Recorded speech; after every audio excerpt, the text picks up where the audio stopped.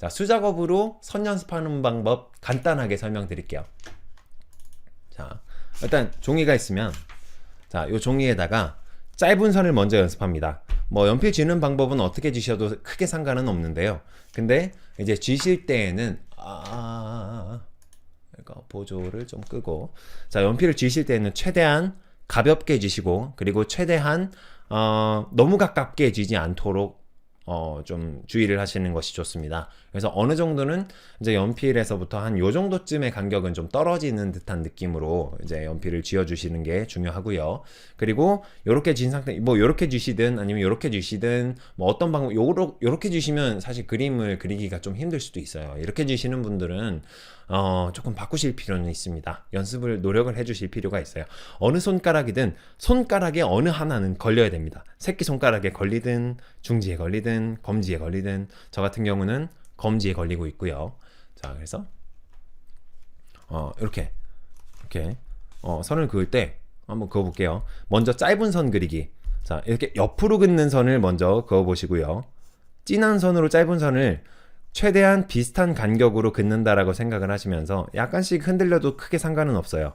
근데 비슷한 간격으로 긋는다고 생각하시면서 특정한 간격을 이렇게 만들어서 아래쪽으로 쭉 이렇게 연습하시면 됩니다. 와, 이거 HB심이었잖아. 어쩐지 잘 안 나온다. 정말. 그리고 선 연습할 때는 항상 2비심 정도를 사용하시는 게 좋습니다. 아이엔님께서 샤프는 상관없나요? 상관없습니다. 샤프로 그리셔도 되고요. 제가 사실 주로 사용하는 게 샤프인데 샤프가 어디 간 거야 도대체? 샤프가 어디 갔는지 없어졌어요. 어디 갔지? 잠시만요. 여기 있다. 요놈 찾았습니다. 이거 진짜 좋아요. 이 샤프 그립이 약간 여기가 플라스틱인데 고무 같은 느낌으로 이렇게 딱 뭔가 마찰이 생기거든요. 그래서 얘가 좋아요. 가격은 1,200원 정도 합니다. 문방구에서. HB는 안 좋다기보다는요, 너무 연해요. HB는 이렇게 눌렀을 때, 지금 이게 HB심으로 꽉 눌러서 사용한 선이거든요. 근데 2비심으로 꽉 눌러서 사용하면 진하기 정도가 다르죠. 아예 다르죠.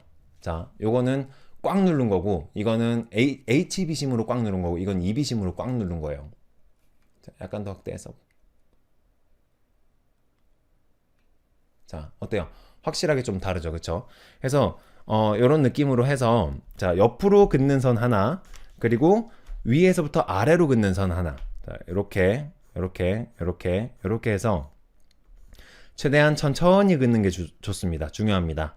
그래서 이제 연필 선긋기 연습부터 시작을 할 때에는요, 이거를 빠르게 긋는 건 1도 안 중요해요. 사실 0% 중요해요. 0%. 그러니까 무슨 말이 안 중요하다는 거죠. 자, 여기서 이렇게 최대한 천천히 자, 천천히 그리시면서 짧은 선을 그리시면 돼요. 짧은 선으로 이것도 어느 정도 이렇게 영역을 설정을 해서 이렇게 끝까지 연습을 해주시면 돼요. 이렇게 요 정도까지. 그래서 최대한 천천히 그린다라고 항상 머릿속으로 인식을 하면서 그리시는 것이 중요합니다. 인식을 안 하면서 선 연습을 하시면요, 정말 가면 갈수록 점점 더 빨라지거든요. 근데 점점 더 빨라지면은 선이 점점 불확실해져요. 점점 불확실해지다 보면은 뭐 나중에는 정확한 선을 긋고 싶어도 그냥 자꾸 빨리만 되는 거죠. 그래서 그렇게 좋지 않은 행동이기 때문에 천천히 긋는 게 중요해요. 그리고 이제 첫 번째로는 진하게 그어주세요. 그냥 이게 뭐가 어떻든 간에 그냥 진하게 그려버리시면 됩니다. 진하게 내가 있는 힘껏 그냥 최대한 진하게 이압 하면서 막 그리시면 돼요.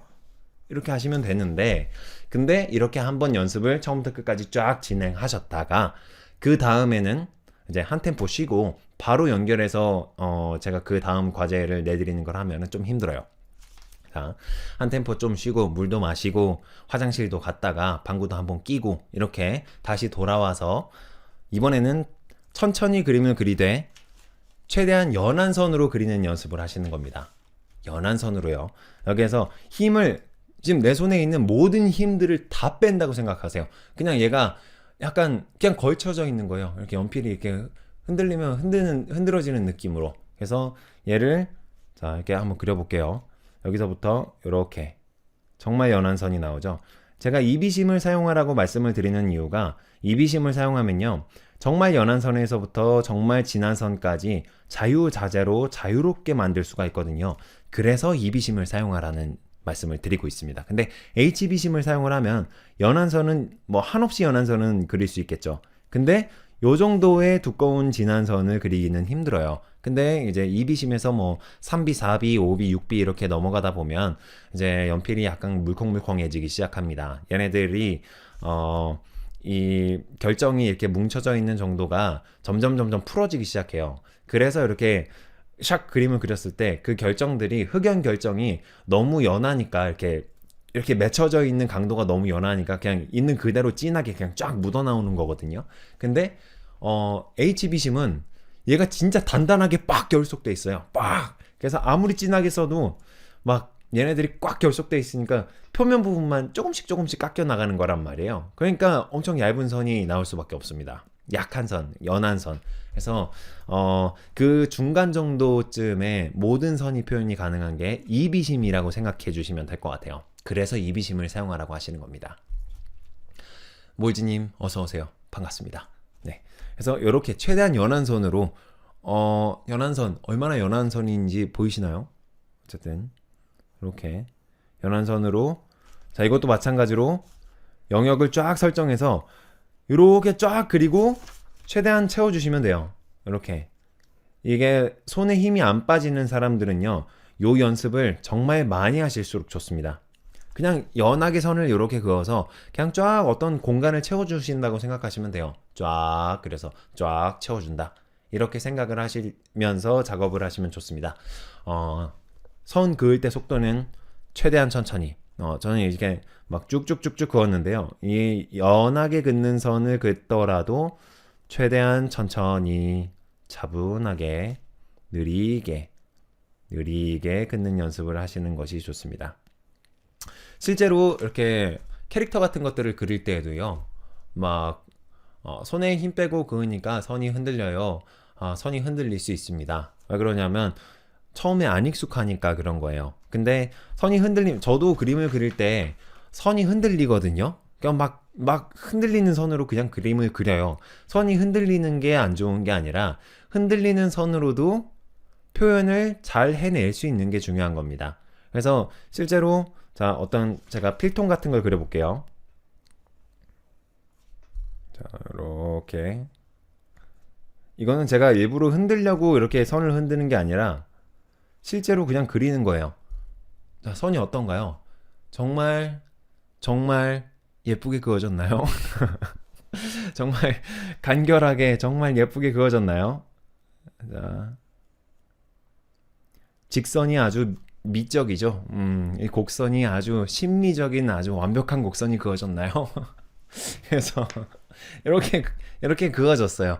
근데 이게 선이 흔들리는 게 나쁜 게 아니고 이 형태를 못 잡아내는 것이 안 좋은 거예요. 뭐 안 좋다고도 할 수 없죠. 못 잡아내는 거는 이제 경험이 부족하다 이렇게 볼 수가 있고요. 이제 형태를 잡아내는 것이 중요하다 이렇게 볼 수가 있겠죠. 형태를 잡아내는 능력. 네. 이게 선이 떨리는 게 중요하잖아요. 어떤 사람들은 선 떨리는 거를 최대한 표현하고 싶어서 잘 표현하고 싶어서 막 그것 때문에 컨트롤 Z를 뭐 무한대로 하시는 분들이 있어요. 막 그었다가 이 선은 장인의 선이 아니야.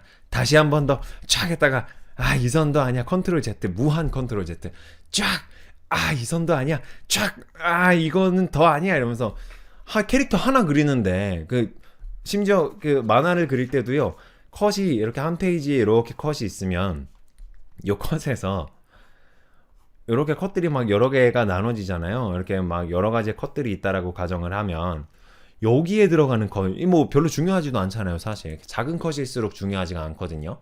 근데 요 정도 여기 안에 들어가는 컷을 그리면서도 화면에서는 요 컷이 무한대로 확대가 가능하잖아요, 사실은 컴퓨터에서는. 그래서 얘를 무한대로 최대한 확대를 시킨 다음에 거기에서 장인의 선을 그으려고 하고 있어요. 이 보이지도 않는 컷에서. 그러니까 그래서 그거를 이제 놓으셔야 됩니다. 저는 놓아야 된다고 생각해요. 요 선에 대한 정확한 선에 대한 나의 집착, 이런 것들을 놓으면 놓을수록 표현의 영역과 폭은 거의 폭발적으로 증가한다고 생각해요.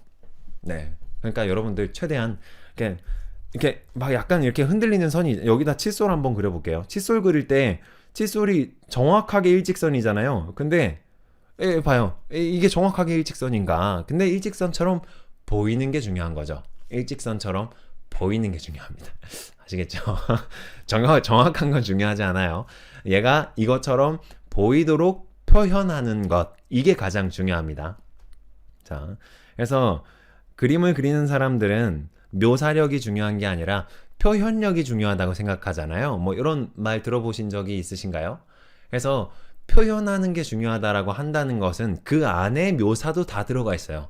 근데 묘사를 뭐 좀 꾸불꾸불한 선으로 자유롭게 표현을 하느냐, 아니면은 뭐 정말 자기가 어떤 목표하는 게 있어서 그 목표하는 것대로 그리기 위해서 정말 정갈하게 표현을 하느냐, 그 두 가지 중 하나를 선택을 하시는 것 뿐이지 무조건 정갈하게만 가야 된다라는 것은 없다고 생각하시면 됩니다. 뭐 정말 뭐 이렇게 정갈하게 그린다고 해서 위대한 작가가 되는 것도 아니고요. 그리고 이렇게 뭐 약간 흘러가듯이 그린다고 해서 뭐 이상한 작가가 되는 것도 아닙니다. 그냥 내가 하고 싶은 대로, 다만 편안하게 그림을 그리는 것, 그게 내 입장에서는 가장 위대한 작가가 아닐까요? 그냥 스스로의 입장에서, 자기 자신만의 입장에서 그게 가장 위대한 작가죠. 내가 표현하고 싶은 거를 다 표현할 수 있는 상태가 됐을 때, 그때가 되면은 뭐 더 이상 욕심을 내지 않아도 되고, 표현하고 싶은 거 그냥 표현하면 되잖아요. 욕심이 아니라. 그럼 되는 거잖아요. 그렇죠? 그러니까 표현력을 기르는 것이 작가의 가장 첫 번째 덕목이 아닐까, 이런 생각이 듭니다. 그 표현력은요, 그냥 칫솔을 그릴 때 칫솔처럼 보이게 하면 되는 겁니다. 사람을 그릴 때, 얘가 못생긴 사람을 그릴 때 못생긴 사람처럼 보이게 하면 되는 거예요. 그게 표현력이에요. 아무리 그림을 못 그렸든 잘 그렸든 이쁘게 그렸든 아니면 선을 막 못나게 그렸든, 예쁜 사람은 예쁜 사람처럼 표현하는 게 중요하고, 못생긴 사람은 못생긴 사람처럼 표현하는 게 중요하고, 차는 차처럼 표현하는 게 중요하고, 이렇게. 아시겠죠? 네. 아유, 고맙습니다. 흔들려도 신경 안 쓰고 편안하게, 네, 그래 주시면 좋을 것 같아요.